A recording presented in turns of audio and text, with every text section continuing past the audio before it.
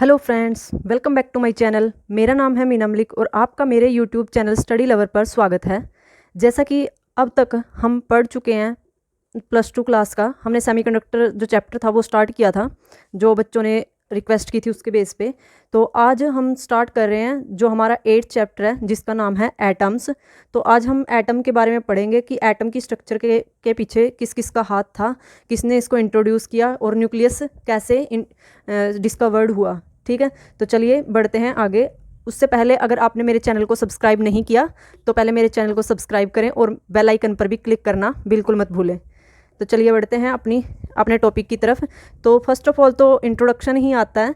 तो इंट्रोडक्शन में हम क्या स्टडी करेंगे? इंट्रोडक्शन में हम देखेंगे कि जो हमारी एटम की स्ट्रक्चर थी उसके अंदर किस किस साइंटिस्ट ने अपना रोल मीन्स कंट्रीब्यूशन दिया। तो सबसे पहले जो कंट्रीब्यूशन देने वाले थे फर्स्ट थे हमारे, सबसे पहले तो यहाँ पे हम लिख देते हैं हमारे चैप्टर का नेम जिसका नाम है एटम्स। तो हम स्ट्रक्चर के बारे में पढ़ रहे हैं। तो फर्स्ट जो साइंटिस्ट थे हमारे, फिजिस्ट थे, उन्होंने कंट्रीब्यूशन दिया था, वो थे डाल्टन। तो सबसे पहले अगर एटम की स्ट्रक्चर का आइडिया आया था तो वो किसके माइंड में आया था? वो आया था डाल्टन के माइंड में। तो उन्होंने क्या बोला था? उन्होंने बोला कि हमारा जो मैटर होता है कोई भी, ठीक है, वो एटम से मिलके बना होता है। मीन्स एटम एक छोटी से छोटी क्या है, एक यूनिट है जिसके और आगे डिवाइड नहीं हो सकती जो। तो उसके बेस पे हमें आइडिया मिला कि हम जो एटम है उसकी स्ट्रक्चर को भी डिफाइन कर सकते हैं। तो इन्होंने बोला कि हमारा जो एटम है, वो जो मैटर है वो एटम से मिलके बना होता है और एटम हमारा इनडिविजिबल होता है। ठीक है, तो अब आगे हम उसके बाद हमारे जो सेकंड साइंटिस्ट थे वो आए थे जे थॉमसन। जो जे थॉमसन थे उन्होंने क्या बोला था स्ट्रक्चर के बारे में? उन्होंने फिर उसको मॉडिफाइड किया, जो इन्होंने बोला उसके बारे में कुछ, फिर इसकी भी लिमिटेशन थी, मीन्स कुछ कमियां थी इसकी। फिर उसके बाद रदरफोर्ड आए और फिर लास्ट में नील्स बोर आए जिन्होंने अपना एक सक्सेसिव मॉडल प्रेजेंट किया। ठीक है, तो ये थे हमारे 4 जो साइंटिस्ट थे। कौन कौन से? डाल्टन, जे थॉमसन, रदरफोर्ड और लास्ट हमारे नील बोर।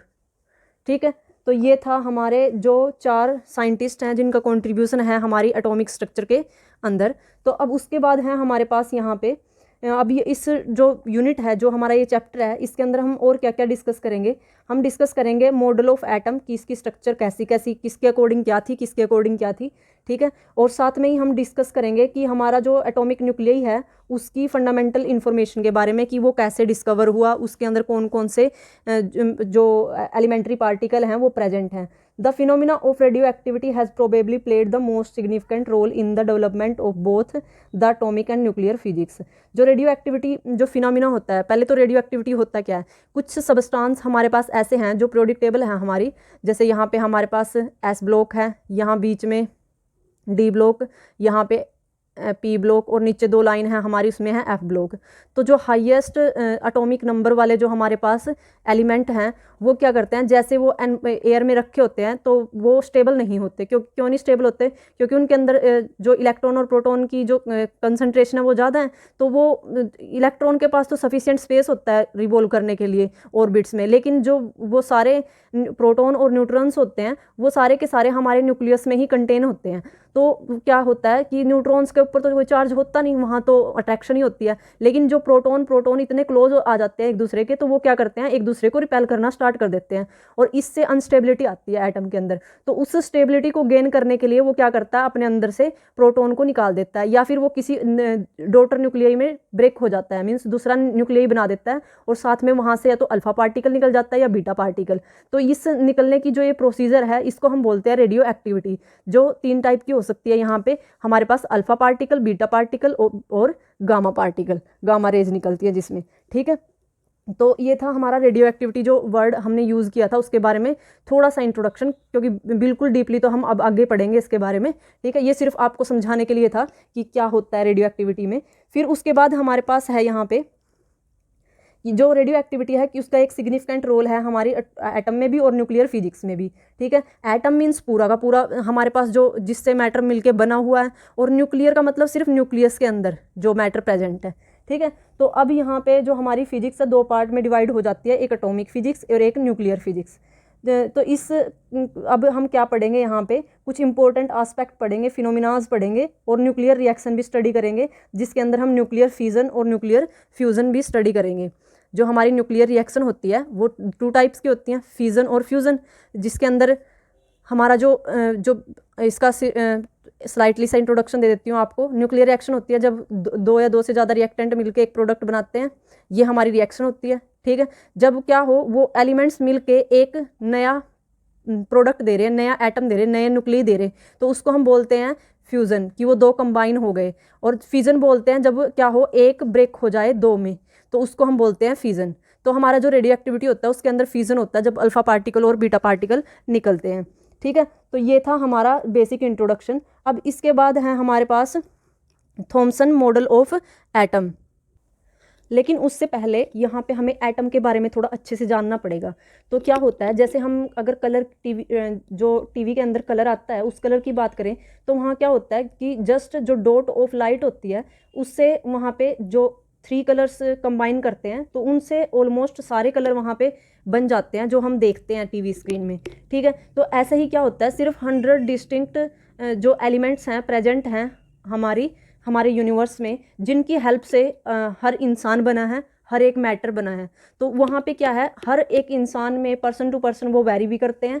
और जैसे कि हम ये बोल सकते हैं कि हमारे सांस लेने की और जो हमारे वेपराइजेशन की जो प्रोसेस होती है वो भी रिसाइक्लेबल होती है। वो भी मीन्स कुछ एटम्स हम छोड़ते हैं, कुछ गेन करते हैं। जो हम छोड़ते हैं ब्रीथ की हेल्प से, वो कोई और रिसीव करता है, ठीक है। तो ये है हमारा क्या, रिसाइक्लेबल। और जो हमारा दिमाग है वो भी हमारे एटम्स का ही बना होता है। और जैसे कि हमें पता है कि अल्बर्ट आइंस्टीन का ही सबसे तेज़ दिमाग था, तो वो भी एटम्स का ही बना था। और जो चार्ली चैपलिन था उसका भी जो दिमाग था वो एटम से ही बना था। इन्हीं 100 जो डिस्टिंक्ट एटम है इन्हीं से मिलके बना था। लेकिन ये मोस्ट इंटेलिजेंट पर्सनैलिटी की फॉर्म में उभरे। और ये जो चार्ली चैपलिन थे, ये एक जो फनी मीन्स जिसके अंदर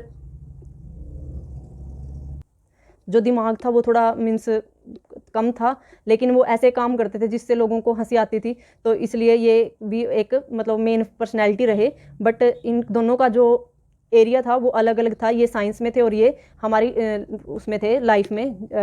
हमें पता है जैसे जो हंसना होता है वो बहुत ज़रूरी होता है, एक मेडिसिन की तरह ही काम करता है जो हमारा हंसना होता है। तो चार्ली चैपलिन भी बहुत अच्छे और मेन कैरेक्टर थे हमारी वर्ल्ड में, ठीक है। उसके बाद है हमारे पास थॉमसन्स मॉडल ऑफ एटम। अब हम पढ़ेंगे थॉमसन मॉडल। अब एटम का हमें पता लग गया कि एटम क्या है, हर चीज़ में एटम प्रेजेंट है। तो अब यहाँ पे जो थॉमसन मॉडल था उसने में था कि atom consist of positively charge sphere. जो एटम होता है उसके अंदर एक पॉजिटिवली चार्ज स्फीयर होता है, जिसके अंदर पॉजिटिवली चार्ज स्फीयर, ठीक है। और उसकी जो रेडियस होती है वो 10⁻⁻10 मीटर होती है।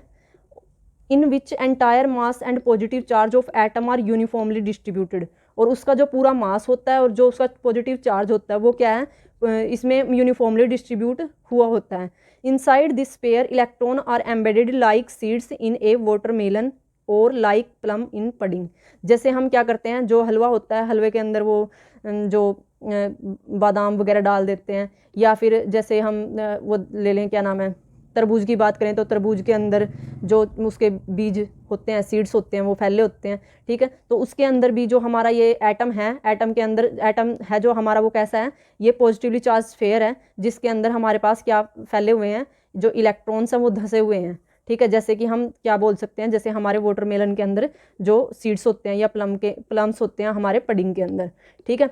नंबर ऑफ इलेक्ट्रॉन्स जो होते हैं वो उनके ऊपर नेगेटिव चार्ज होता है और वो इक्वल होते हैं। इन्होंने क्या बोला कि वो जो नंबर ऑफ इलेक्ट्रॉन्स हैं वो उस पॉजिटिव चार्ज के इक्वल होंगे जो एटम के अंदर प्रेजेंट चार्ज है, ठीक है। तो मीन्स जितना चार्ज हमारे एटम के ऊपर है उतना ही हमारे इलेक्ट्रॉन के ऊपर है। तो इसलिए उन्होंने बोला था कि जो हमारा एटम है वो न्यूट्रल है, इलेक्ट्रिकली न्यूट्रल। तो इन्होंने क्या क्या बताया हमें, इन्होंने सबसे पहले बोला कि हमारे पास एक एटम है जो पॉजिटिव स्फीयर की फॉर्म में है, जो इलेक्ट्रॉन है वो उसके अंदर धंसे हुए हैं, जैसे हमारे क्या होते हैं, जो सीड्स होते हैं वाटरमेलन के अंदर, ठीक है, electron like seeds in watermelon. और फिर उसके बाद हमें पता लगा यहाँ पे कि जो हमारी एटम है इन्होंने कंसीडर की थी उसकी रेडियस जो होती है हमारे पास वो 10⁻⁻10 मीटर। तो आप इसको लिख कैसे सकते हो, तो पहले आप ये स्ट्रक्चर ड्रॉ करोगे, ऊपर थॉमसन मॉडल ऑफ एटम की हेडिंग डालोगे और फिर ये ड्रॉ करोगे। ड्रॉ करने के बाद फिर लिखोगे कि we have a atom which have the positive sphere, electron are present in the या embedded in the atom like the seeds in watermelon. After that the radius of the atom is 10⁻⁻10 metre, और जो उसका entire mass है वो क्या हो रखा है, स्प्रेड हो रखा है, फैल रखा है पूरे एटम के ऊपर, ये नहीं है कि किसी एक पॉइंट पे कंसंट्रेटेड है। उसके बाद था एटम्स इज इलेक्ट्रिकल न्यूट्रल। तो इलेक्ट्रिकल न्यूट्रल के बाद उन्होंने क्या बोला था, मीन्स इलेक्ट्रिकल न्यूट्रल का मतलब क्या था उनका कहने का, कि जो हमारा नेगेटिव चार्ज होता है हमारे एटम के ऊपर वो इक्वल होता है पॉजिटिव चार्ज के जो हमारे एटम में प्रेजेंट होता है। लेकिन फिर उसकी कुछ लिमिटेशन थी। वो लिमिटेशन क्या थी, एक तो इन्होंने ये नहीं बताया कि जो हमारी जो ओरिजिन है हमारा स्पेक्ट्रल सीरीज ऑफ हाइड्रोजन और अदर एटम, वो एक्सप्लेन नहीं कर पाई है। और दूसरा इन्होंने बोला कि it could not explain large angle scattering of alpha particle from the thin foil. जैसे अब क्या है, जैसे हमने एक थिन फॉयल ले ली, वहाँ पे कोई एटम रख दिया, जैसे ही उस पर लाइट आई वो वापस स्कैटर होकर जा रही थी, कुछ 180 डिग्री के एंगल से जा रही थी, कुछ उससे ज़्यादा एंगल से जा रही थी। तो इस चीज़ को भी ये डिस्क्राइब नहीं कर पाए। तो हमारे पास इसकी लिमिटेशन क्या है, फर्स्ट लिमिटेशन है हमारे पास कि series of hydrogen spectral, series of hydrogen spectral नहीं बताया इन्होंने, हाइड्रोजन और अदर एटम्स के बारे में भी, ठीक है। It could not explain large angle scattering, और लार्ज एंगल स्कैटरिंग के बारे में भी नहीं बताया कि वो लार्ज एंगल स्कैटरिंग होती क्या क्यों है, ठीक है। तो अब इसके बारे में तो उन्होंने बता दिया कि इसके अंदर क्या है, पॉजिटिव चार्ज है, तो इसलिए ये क्या हो रहे हैं, स्कैटर हो रही हैं। लेकिन उन्होंने ये नहीं बताया कि ये इतना लार्ज एंगल क्यों बन के जा रहा है वहाँ पे, ठीक है। तो अब इसके बाद है हमारे पास जो सेकंड आया था हमारे पास जो मॉडल था वो था रदरफोर्ड्स मॉडल, जिसके अंदर उन्होंने क्या बताया था, जो उसकी लिमिटेशन थी, जैसे ये सेकंड वाली कि जो स्कैटरिंग थी, लार्ज एंगल स्कैटरिंग थी अल्फा पार्टिकल्स की, वो इन्होंने सोल्व की थी रदरफोर्ड ने। तो रदरफोर्ड ने क्या बोला था, it is an important discovery. ये क्या थी, एक इंपॉर्टेंट डिस्कवरी थी, क्योंकि इसके अंदर क्या डिस्कवर हुआ था, एटॉमिक न्यूक्लियस डिस्कवर हुआ था।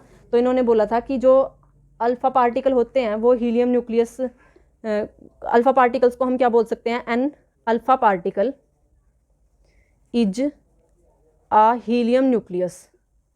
हीलियम न्यूक्लियस होता है, ठीक है, जिसके अंदर हमारे पास 2 प्रोटॉन प्रेजेंट होते हैं और 2 न्यूट्रॉन प्रेजेंट होते हैं। इसके अंदर हमारे पास कोई भी इलेक्ट्रॉन प्रेजेंट नहीं होता अल्फा पार्टिकल के अंदर, इसलिए इसके ऊपर 2 पॉजिटिव चार्ज होता है। तो इन्होंने क्या बोला कि जैसे इसके अंदर जो मास होता है जो अल्फा पार्टिकल का वो 4 यूनिट होता है, ठीक है। तो 4 unit of mass 2 unit of positive charge, मैंने क्या बताया था कि 2 पॉजिटिव 2 चार्ज होता है इसके ऊपर, और जो मास है उसका 4 यूनिट होता है। तो many radio active element emit alpha. तो अब स्टार्टिंग में हमने इसलिए रेडियो एक्टिविटी के बारे में डिस्कस किया था क्योंकि हमें पता था कि वो आगे क्या होगी, यूज होगी हमारे इसमें, ठीक है। तो जो क्या होगा, बहुत सारे हमारे पास क्या थे, रेडियो एक्टिव सबस्टांस थे, एलिमेंट्स थे। जब वो एमिट करते थे तो वो alpha particle beta particle emit करेंगे क्योंकि वो अनस्टेबल हैं। तो एक्सपेरिमेंट सेट किया गया जिसके अंदर हमने एक रेडियो एक्टिव सबस्टांस लिया जिसमें से ये रेडिएशंस निकल रही थी। और ये जो एक्सपेरिमेंट था ये किस ने ऑर्गेनाइज करवाया था, रदरफोर्ड ने करवाया था, और साथ में उसके कोवर्कर्स थे जिसका नाम था गीगर और मार्सडन, वो भी इसमें इन्वॉल्व थे। तो यहाँ पे क्या था हमारे पास था यहाँ पे एक फॉयल थी। हमने क्या किया, एक फोटो इलेक्ट्रिक स्क्रीन ले ली यहाँ पे, ठीक है, और उसके अंदर हमने एक गोल्ड फॉयल रख दी। और जब गोल्ड फॉयल के ऊपर यहाँ से कुछ रेडिएशंस पड़ी जो अभी हमने डिस्कस किया था यहाँ पे, ठीक है। तो यहाँ पे क्या होगा, जो सोर्स है हमारा रेडियो एक्टिव उसके अंदर से एमिट हो रही हैं, ठीक है। तो यहाँ से हमारी जो रेडिएशन है वो एमिट हो रही है और यहाँ जाके इसके ऊपर टकरा रही हैं। तो वो क्या हो रही थी, स्कैटरिंग हो रही थी उसके अंदर ऐसे वाली, ठीक है। लेकिन फिर क्या देखा गया यहाँ पे, वो देखते हैं। तो जो पहले इन्होंने यहाँ पे अपना जो सेटअप किया था तैयार, वो क्या था, तो जो सेटअप था वो बना लेते हैं हम पहले। यहाँ पे क्या किया था इन्होंने एक सोर्स लिया एस, जिसको नाम दे दिया एस। ये सोर्स ये क्या है, एक रेडियो एक्टिव एलिमेंट है जिसके अंदर से हमारी रेडिएशन निकल रही है। स्पेशली हम मान के चले हैं कि अल्फा पार्टिकल ही यहाँ से निकल रहा है। और हमने क्या किया, इसको एक बॉक्स में बंद करके रख दिया। क्यों, क्योंकि ये रेडियो एक्टिव है और ये बहुत सेंसिटिव होता है, हमारे लिए भी हार्मफुल हो सकता है। तो हमने इसको एक बॉक्स में कर दिया, और वो बॉक्स होता है जो वो किस चीज़ का बना है, लेड का, मीन्स हमने लेड कैविटी में रख दिया इसको, ठीक है। फिर उसके बाद हमारे पास यहाँ पे क्या है, एक हमने क्या किया, जो हमारी इसमें से रेडिएशन निकल रही थी उसको, ये तो चारों दिशाओं में फैल रही थी, लेकिन हमें क्या करनी थी, उसको एक लाइन में लेके आना था। तो उसको कोलिमेटेड करने के लिए हमने यहाँ पे क्या यूज़ किया, कोलीमेटर यूज़ किया। और वो कोलीमेटर थे जो वो लेड की स्लिट थी, क्या थी वो, लेड की स्लिट्स थी जो हमने यहाँ पे यूज़ की। तो हमने ऐसी 2 लेड की स्लिट यूज़ की, एक अप और एक डाउन, जिससे हमारी जो रेडिएशन थी, जो हमारी अल्फ़ा पार्टिकल एमिट हो रहा था सोर्स से, वो नैरो बीम की फॉर्म में आ रहा था। ठीक है, जो collimated beam is allowed to fall on thin gold foil. और जो ये बीम थी, ये आगे हमारी क्या थी, एक गोल्ड फॉयल थी, उसके ऊपर जाके पड़ रही थी। ठीक है, तो जब उसके ऊपर जाके यहाँ पे क्या है, हमने एक गोल्ड फॉयल रख ली, और ये जो हमारी है साइड में, ये हमारी प्लेट है जो हमारी किस चीज़ की बनी हुई है, यहाँ पे स्क्रीन है, मीन्स ये हमारी ये जिंक सल्फाइड की बनी हुई है, जिंक सल्फाइड की स्क्रीन है। और ये जो हमारी गोल्ड फॉयल है, जो गोल्ड की एक फॉयल रखी हुई है, जिसके ऊपर वो ये आके स्कैटर करेगी। और जो ये फॉयल है, इसकी फॉयल की थिकनेस हमारी 2.1 × 10⁻⁻7 मीटर है। जो alpha particle scattered in different direction are observe through the rotatable detector consisting of zinc sulphide screen and a microscope. तो यहाँ पे क्या है, जो यहाँ हमारी ये स्क्रीन है, इस स्क्रीन के अंदर हमारे पास एक माइक्रोस्कोप है यहाँ पे, जो ऑब्जर्व कर रहा है इसको कि क्या हो क्या रहा है यहाँ पे। और साथ में यहाँ पे एक रोटेटेबल डिटेक्टर भी है जो ऑब्जर्व कर रहा है डिफरेंट डायरेक्शन ऑफ जो हमारी रेडिएशंस की हैं, जो अल्फ़ा पार्टिकल्स की हैं। तो अब हम यहाँ पे, ये था हमारा जो इन्होंने सेटअप किया, जिसके अंदर ये चेक कर रहे थे जो अल्फ़ा पार्टिकल प्रोड्यूस होंगे, उनकी ब्राइट फ्लैशेस होएगी, वो जो हमारी ये स्क्रीन है इसके ऊपर पड़ेगी, और जिससे क्या होगा, ये ऑब्जर्व कर ली जाएंगी माइक्रोस्कोप से और काउंट कर ली जाएंगी। ठीक है, साथ में, और जो यहाँ पे एंगल, जो डेविएशन बनेगी अल्फ़ा पार्टिकल्स की, उस डेविएशन को हम यहाँ पे स्कैटरिंग एंगल बोल रहे हैं। जैसे यहाँ पे गया, गोल्ड फॉयल से टकराया, यहाँ से जाने के बाद यहाँ कुछ एंगल बन गया इसका, जैसे ये यहाँ से ऐसे गई, ये ऐसे चला गया, ऐसे चला गया, यहाँ से ऐसे गया, तो ये जो एंगल बनेगा यहाँ पे, इसको नाम दे दिया थीटा, और ये स्कैटरिंग एंगल है हमारा। तो अब यहाँ पे ऑब्जर्वेशन क्या क्या हुई, ये तो इनका सिर्फ एक्सपेरिमेंटल सेटअप था। तो क्या क्या किया इन्होंने एक्सपेरिमेंटल सेटअप में, एक सोर्स लिया जो रेडिएक्टिव सोर्स था, जिसको लेड कैविटी के अंदर बंद कर रखा था। फिर उसके बाद 2 कोलीमेटर लगाए, ताकि जो हमारी ये, इसकी डायरेक्शन तो चारों तरफ है, जो हमारी रेडिएशंस निकल रही है, जो अल्फ़ा पार्टिकल्स निकल रहे हैं, लेकिन हमें क्या करना था, इनको कोलीमेट करना था नैरो बीम की फॉर्म में। तो कोलीमेटर के हेल्प से हमने इसको नैरो बीम में कन्वर्ट कर दिया। फिर यहाँ पे एक गोल्ड फॉयल लगी हुई थी, गोल्ड फॉयल से टकरा के हमारी जो ये अल्फा पार्टिकल्स थे, ये स्कैटर हो रहे थे। और जो एक हमने यहाँ पे स्क्रीन यूज़ की, जो हमारी जिंक सल्फाइड की थी, जिसके ऊपर ये स्कैटर होकर अपनी जो ब्राइट फ्लैशेस थी वो इसके ऊपर पड़ रही थी, और जिससे हमें ऑब्जर्व हो रहा था कि आफ्टर ऑल यहाँ पे क्या प्रोसेस हो रखी है। और साथ में यहाँ पे हमने एक माइक्रोस्कोप लगा रखा था, जिसकी हेल्प से हम ऑब्जर्व कर रहे थे और काउंट कर रहे थे डिफरेंट एंगल, जो अलग अलग जो इंसिडेंट रेडिएशन थी, जो बीम आ रही थी, वो अलग अलग तरीके से जा रही थी, कोई इधर जा रही, कोई इधर जा रही। तो हमने क्या किए करने थे, यहाँ पे जो एंगल थे वो काउंट करने थे। The angle of deviation of an alpha particle from its original direction is called its scattering. तो मीन्स जैसे अब यहाँ से यहाँ आ रही है हमारी रेडिएशन, जाना तो इसको ऐसे चाहिए था, लेकिन वो कुछ तो ऐसे डाइफ्रैक्ट होगी या स्कैटरिंग होगी, कुछ फिर इस साइड स्कैटर होगी। तो जो ये एंगल बने हैं, इन एंगल को हमने क्या बोल दिया, स्कैटरिंग एंगल बोल दिया।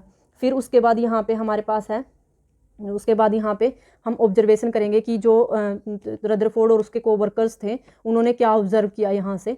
तो उन्होंने यहाँ पे एक ग्राफ प्लॉट किया, जो स्कैटरिंग एंगल था और जो नंबर ऑफ अल्फा पार्टिकल्स जो हमारे एमिट हो रखे थे और स्कैटर कर रहे थे हमारी थिन फॉयल से, उनके बीच में। तो कैसा ग्राफ आया इनका ग्राफ कुछ ऐसा आ रहा था। यहाँ पे स्कैटरिंग एंगल थे और यहाँ पे हमारे नंबर ऑफ अल्फा पार्टिकल्स थे, तो उसके साथ हमारा ग्राफ कुछ ऐसे मिल रहा था हमें। ठीक है,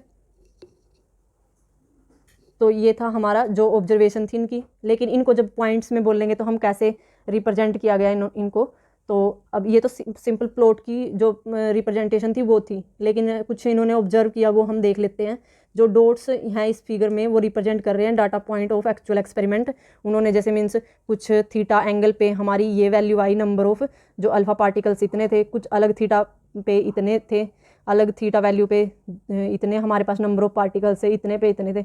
और हमने देखा जैसे जैसे हमारा एंगल इंक्रीज हो रहा था तो जो हमारे नंबर ऑफ जो अल्फा पार्टिकल स्कैटरिंग थी वो डिक्रीज हो रखी थी, ठीक है। तो एंगल के साथ जैसे एंगल इंक्रीज हो रहा है स्कैटरिंग कम हो रही थी, ठीक है। तो ये ऑब्जर्वेशन जो हमने देखी तो इसमें क्या पाया हमने, जो यहाँ पे सॉलिड कर्व है, theoretical prediction based on the assumption that atom has a small dense positively charge nucleus. तो यहाँ पे क्या हुआ कि जब यहाँ पे अल्फा पार्टिकल जा रहे थे और गोल्ड फॉइल के ऊपर टकरा के और बिना सफरिंग के वापस आ रहे थे, ठीक है, विदाउट एनी कोलिजन, तो वहाँ से हमें ये पता लगा कि यहाँ पे कुछ ना कुछ प्रेजेंट है। जैसे कुछ तो यहाँ पे गए और सीधे टकरा के निकल गए, ठीक है, टकरा के वापस चले गए। लेकिन कुछ में क्या हुआ, कुछ वापस अभी कुछ ऐसे इधर भी गए, कुछ ऐसे इधर भी गए, कुछ यहाँ भी, कुछ यहाँ भी। तो जितना स्मॉल एंगल था वहाँ पे ज़्यादा इलेक्ट्रॉन स्कैटर हुए, लेकिन अल्फा पार्टिकल स्कैटर हुए। लेकिन जितना ज़्यादा हमारा एंगल बढ़ता गया तो जैसे मतलब कुछ यहीं से जाके टकरा के वापस आ गए, तो यहाँ से हमें पता लगा कि यहाँ पे कुछ तो प्रेजेंट है जिसकी वजह से हमारा जो कुछ अल्फा पार्टिकल्स हैं टकराने के बाद वापस क्यों आ रहे हैं। तो वहाँ से पता चला था हमें कि यहाँ पे क्या है, एक न्यूक्लियस प्रेजेंट है। फिर उसके बाद हमने क्या देखा, ओनली जो 0.14% हैं जो incident particle scattered by more than 1 degree. तो जो कुछ ही हमारे क्या थे, इंसिडेंट अल्फा पार्टिकल्स थे जो स्कैटर हुए 1 डिग्री से, 1 डिग्री एंगल से। और अब 1 alpha particle is every 8000 alpha particle deflected by more then 90 degree. जो उनमें से ज़्यादा, जैसे 8000 अल्फा पार्टिकल थे, उनमें से एक पार्टिकल था जो अल्फा पार्टिकल वो डिफ्लेक्ट हो रहा था, मीन्स स्कैटर हो रहा था मोर देन 90 डिग्री एंगल से, ठीक है। ओनली 0.14% तो हमारे 1 डिग्री से रिफ्लेक्ट हुए, और जो 8000 में से एक अल्फा पार्टिकल था वो 90 डिग्री से ज़्यादा में डिफ्लेक्ट हुआ। तो यहाँ से जो एक्सप्लेनेशन ओवरऑल निकली वो क्या थी कि जो स्कैटरिंग ऑफ अल्फा पार्टिकल है वो कोलम्बियन इंटरेक्शन है जो अल्फा पार्टिकल्स की पॉजिटिव चार्ज के साथ और electron in every atom of gold foil. तो जो ये हमारी जो प्रोसीजर हो रही थी, जो स्कैटरिंग ऑफ अल्फा पार्टिकल हो रही थी यहाँ पे, वो किसकी वजह से थी, ड्यू टू कोलम्बियन इंटरेक्शन। और ये कोलम्बियन इंटरेक्शन किस किस की थी, हमारे अल्फा पार्टिकल की, जो अल्फा पार्टिकल का पॉजिटिव चार्ज था उसकी, और जो एटम के अंदर इलेक्ट्रॉन्स थे उसके साथ, ठीक है। हमारी क्या थी, कोलम्बियन इंटरेक्शन थी। जो हमारे एटम इलेक्ट्रॉन्स किसके थे, गोल्ड फॉइल के थे, क्योंकि गोल्ड फॉइल की हमने वहाँ पे वो ली थी ना, गोल्ड की फॉइल ली थी ना, तो उसके जो इलेक्ट्रॉन्स प्रेजेंट थे उनके बीच में और जो अल्फा पार्टिकल्स ये आ रहे थे उनके बीच में कोलम्बियन इंटरेक्शन हो रखी थी। जो पॉजिटिव चार्ज था और इलेक्ट्रॉन्स थे वो यूनिफॉर्मली डिस्ट्रीब्यूटेड थे एटम के अंदर, जैसे कि थॉमसन मॉडल ने बताया था उसके अकॉर्डिंग। तो यहाँ पे जो स्कैटरिंग एंगल था वो क्या होना चाहिए था, बिल्कुल स्मॉल होना चाहिए था। तो यहाँ अल्फा पार्टिकल जो था हमारा, तो जो रदरफोर्ड थे उन्होंने क्या ऑब्जर्व किया कि जो हमारे जैसे ये फॉइल थी यहाँ पे और यहाँ से बीम आ रही थी, तो यहाँ बीम आ रही थी, कुछ तो ऐसे जा रही थी, कुछ ऐसे जा रहे थे, कुछ ऐसे, कुछ इधर भी डिफ्लेक्ट स्कैटर हो रहे थे, ठीक है। तो इस स्कैटरिंग से उन्होंने जो टोटल ऑब्जर्वेशन की, तो वो क्या क्या ऑब्जर्वेशन की कि सबसे पहले तो उनकी यही ऑब्जर्वेशन थी कि जो अल्फा पार्टिकल होते हैं उनके ऊपर +2 पॉजिटिव चार्ज होता है, तो वो इंट्रैक्शन शो कर रहे थे हमारे इलेक्ट्रॉन्स के साथ जो हमारी गोल्ड के फॉइल के थे, ठीक है। और जो सेकेंड ऑब्जर्वेशन उन्होंने यहाँ से की वो ये, और जो उनका एंगल था ना वो बहुत स्मॉल था जब वो आपस में अट्रैक्शन दिखा रहे थे, ठीक है। और जब हमने क्या देखा वहाँ पे कि जो अल्फा पार्टिकल होते हैं ना, अल्फा पार्टिकल क्या थे, क्या जिसके अंदर क्या है, पॉजिटिव चार्ज है। जो अल्फा पार्टिकल हैं वो बहुत ज़्यादा मैसिव है, मैसिव मीन्स बहुत ज़्यादा मास है उनका as compared to electrons. Electrons तो बहुत लाइटली होते हैं और लाइट पार्टिकल्स होते हैं, और ये हैवी पार्टिकल्स होते हैं। तो ये कम से कम 7000 गुना ज़्यादा भारी हैं ये इलेक्ट्रॉन से।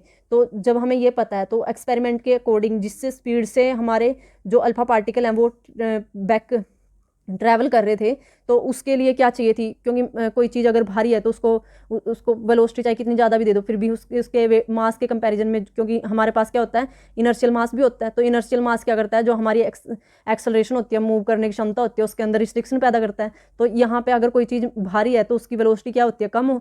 तो यहाँ पे क्या था, लेकिन हमने ऑब्जर्व किया जो हमारे अल्फा पार्टिकल थे वो बहुत ज़्यादा स्पीड से दौड़ रहे थे। तो वो स्पीड से कब दौड़ सकते हैं, जब वहाँ पर कोई स्ट्रॉन्ग फोर्स लग रही हो, ठीक है। तो वो स्ट्रॉन्ग फोर्स थी कुछ वहाँ पे जो उनको क्या कर रही थी, लार्ज एंगल पे ही डिफ्लेक्ट कर रही थी, मीन्स वापस भेज रही थी। तो उनको जब फिर बाद में यहाँ से पता चला, उन्होंने यहाँ पे लगाया कि जो हमने थॉमसन का जो मॉडल पढ़ा था कि थॉमसन ने क्या बोला था कि हमारे पास एक एटम है, उसके अंदर वो पॉजिटिव चार्ज का स्फेयर है, उसके अंदर जो इलेक्ट्रॉन है equal number of charge, positive charge electrons उसके अंदर एम्बेडेड है। लेकिन इन फिर जो हमारे रदरफोर्ड थे उन्होंने बताया कि यहाँ पे हमारा जो चार्ज है वो स्प्रेड हुआ नहीं है, वो क्या है, जो पॉजिटिव चार्ज है वो किसी एक कोर में इकट्ठा हो रखा है, और वो जो सेंटर में है जहाँ से हमारी वापस आ रही थी ना रिफ्लेक्ट होके 180 डिग्री के एंगल से ही, ठीक है। तो उन्होंने यहाँ से एस्टिमेट लगाया कि यहाँ पे कुछ है, और उसका फिर उन्होंने नाम दिया कि वो न्यूक्लियस है हमारे एटम का, ठीक है। जो सेंट्रल टीनी सेंट्रल कोर थी जो, वो क्या थी, हमारी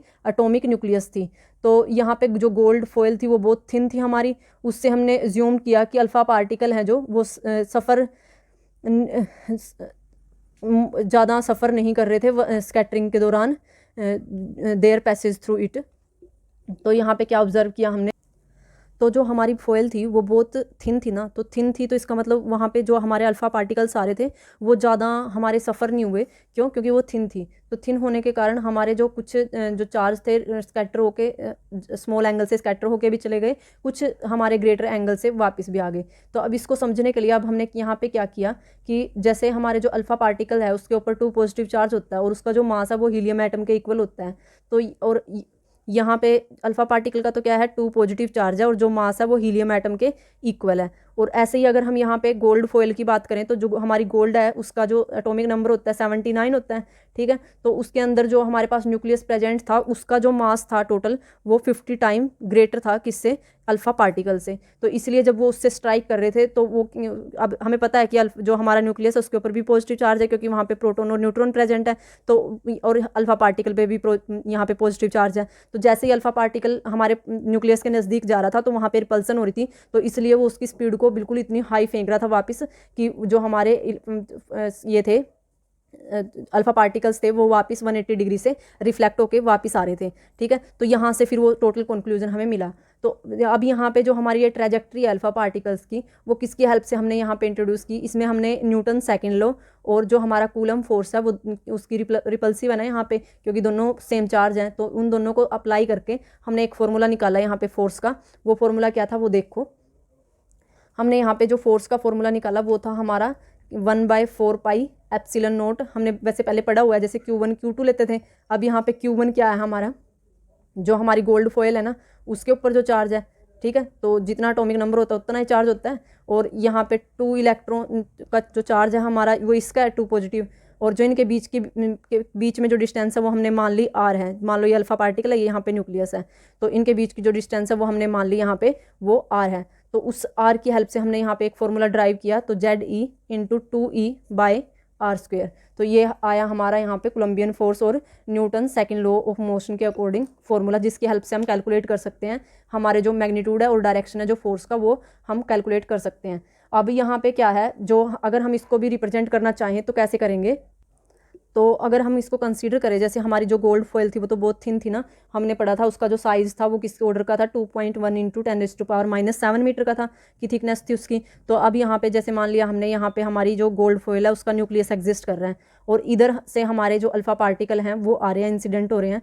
तो अब जैसे जो बिल्कुल सीध में आए हमारी न्यूक्लियस के, वो तो वापस 180 डिग्री से ही रिफ्लेक्ट हो गए, ठीक है। तो यहाँ पे तो टोटल एंगल कितना बन गया हमारा 180 डिग्री का। लेकिन कुछ हमारे यहाँ पे, जैसे मान लो ये तो हमारा फर्स्ट पार्टिकल था, अल्फ़ा पार्टिकल था, फिर हमने यहाँ पे मान लिया कि हमारा सेकंड अल्फ़ा पार्टिकल आया 2, वो थोड़ा सा मतलब ये तो बिल्कुल बीच में से आ गया, ये थोड़ा सा दूर इससे न्यूक्लियस से थोड़ी सी मतलब साइड से निकल गया। तो यहाँ पे क्या होगा, जैसे ये कॉन्टैक्ट में आएगा तो फिर रिफ्लेक्ट करेगा इसको, क्योंकि इसके ऊपर भी पॉजिटिव चार्ज है और इसके ऊपर भी पॉजिटिव चार्ज है, तो इसको रिपेल करेगा। तो रिपेल करेगा तो ये क्या होगा, ये जो ग्रेटर देन 90 एंगल है उससे रिफ्लेक्ट हो जाएगा। तो यहाँ पे जो इसका हमारा जो एंगल बनेगा वो ग्रेटर देन 90 बनेगा, ठीक है। तो यहाँ पे ग्रेटर देन 90 एंगल बन गया यहाँ पे हमारा। फिर जैसे ही हमारे पास जो थर्ड पार्टिकल आया वो क्या हुआ, वो जो न्यूक्लियस है न्यूक्लियस के इफेक्ट से दूर से निकल गया। तो वो जब दूर से निकल गया तो वहाँ पे कोई ज़्यादा रिफ्लेक्शन हुई नहीं, तो वहाँ पे ये ऐसे करके निकल गया यहाँ से, ठीक है। ऐसे ही हम यहाँ पे यहाँ से ऐसे चला गया, जो अगर हम ऊपर की तरफ दिखाएंगे यहाँ पे, जैसे यहाँ पे हमारा दूसरा इलेक्ट्रॉन है वो क्या होगा, वो जो ग्रेटर देन 90 डिग्री का एंगल है उससे रिफ्लेक्ट हो जाएगा, ठीक है, तो वो फिर वैसे ही चला जाएगा जैसे ये वाला गया है। और जो थर्ड लेंगे तो वो इसकी तरह जाएगा, वो दूर चला जाएगा, ठीक है। तो यहाँ पे तो हमारे इनके बीच में तो बनेगा स्मॉल एंगल यहाँ पे तो, ठीक है। तो कुछ हमारे पास कितने हमने बताया था यहाँ पे कि हमारे पास ओनली 0.14% इंसिडेंट पार्टिकल होंगे जो 1 डिग्री से ज़्यादा टकराएंगे, ठीक है। और नहीं, ऑलमोस्ट सारे हमारे जो दूर से जा रहे हैं ना वो तो हमारे ऐसे ही बिना डिफ्लेक्ट हुए चले जाएंगे। क्यों हो रहे थे, क्योंकि जो हमारा न्यूक्लियस था उसका साइज़ तो छोटा ही है, तो वो सिर्फ जितना उसका एरिया उसमें इफेक्ट कर सकता था अल्फ़ा पार्टिकल्स को, जो उसके बाहर का एरिया है जहाँ से हमारे जो अल्फ़ा पार्टिकल्स जा रहे थे उनको वो मीन्स स्कैटर कर सकता है, लेकिन उनको वापस नहीं भेज सकता उस पर ज़्यादा, क्योंकि इसकी भी क्या है, एक फील्ड होता है ना, जैसे अब न्यूक्लियस है, न्यूक्लियस का जो की फील्ड का जो इफेक्ट है उसका भी एक स्पेसिफिक डिस्टेंस होती है जहाँ तक वो अपना इफेक्ट शो कर सकता है। अब उससे बाहर होगा अगर, तो वहाँ पे उसका कोई इफेक्ट नहीं होगा, तो हमारी जो अल्फ़ा पार्टिकल्स थे वो ईजिली वहाँ से डिफ्लेक्ट हो रहे थे, ठीक है। तो ये था हमारा ओवरऑल जो यहाँ पे कंक्लूजन था। हमने क्या पढ़ा यहाँ पे आज हमने पहले डिस्कस किया कि हमारे कौन कौन से साइंटिस्ट थे जिनका स्ट्रक्चर ऑफ एटम के अंदर कंट्रीब्यूशन था। फिर हमने डिस्कस किया थॉमसन ने अपना जो मॉडल दिया था एटम का वो क्या दिया था। फिर उसके बाद हमने रदरफोर्ड्स अल्फा स्कैटरिंग पढ़ी, जहाँ से हमारी डिस्कवरी हुई एटॉमिक न्यूक्लियस की। उसके अंदर हमने पहले सेटअप पढ़ा कि सेट कैसे बनाया उन्होंने, फिर हमने वहाँ पे ऑब्जर्वेशन देखी, फिर ऑब्जर्वेशन के अकॉर्डिंग हमने कुछ एक्सप्लेनेशन की। हमने साथ में यहाँ पे जो प्लॉट था हमारे स्कैटरिंग एंगल और नंबर ऑफ अल्फा पार्टिकल्स के बीच में वो भी हमने यहाँ पे कैलकुलेट किया। और साथ में हमने जो इनमें फोर्स ऑफ रिपल्सन होती है न्यूक्लियस, गोल्ड का न्यूक्लियस के बीच में और अल्फा पार्टिकल के बीच में, तो वो उसको हमने कोलम्बियन फोर्स से रिप्रेजेंट किया, जिसका फॉर्मूला है 1/4 एप्सिलॉन नॉट यहाँ पे ZE इंटू 2E/r²। r² क्या है यहाँ पे, distance between the alpha particle and the nucleus. और फिर हमने ये डायग्राम की हेल्प से देखा कि जो बिल्कुल सीध में गए हमारे न्यूक्लियस के वो तो 180 डिग्री से रिफ्लेक्ट होकर आ गए, लेकिन जो इसके एरिया ऑफ इफेक्ट से थोड़े ही डिफेक्ट हुए, जो कम स्कैटर हुए, उसका मतलब वहाँ पे क्या है, जो न्यूक्लियस है न्यूक्लियस का जो इफेक्ट था वो कम हो गया था, क्योंकि हमने बिल्कुल थिन सी फॉइल ली है, तो उसका जो न्यूक्लियस होगा वो भी छोटा सा ही एग्जिस्ट करेगा, ठीक है। और वैसे भी न्यूक्लियस का जो साइज़ होता है वो छोटा ही होता है। अब इसके जो न्यूक्लियस का साइज़ है और जो वहाँ पे क्लोज, ये हम डिस्टेंस की बात कर रहे थे कि कितना एरिया में उसका इफेक्ट होगा, ये हम नेक्स्ट वीडियो में डिस्कस करेंगे। तो आई होप कि आपको यहाँ तक कोई प्रॉब्लम ना हो, और अगर आपकी इससे रिलेटेड कोई क्वेरी है तो आप कमेंट बॉक्स में कमेंट करके पूछ सकते हैं। अब आज के लिए इतना ही, बने रहिए स्टडी लवर मीना के साथ, और ऑल द बेस्ट।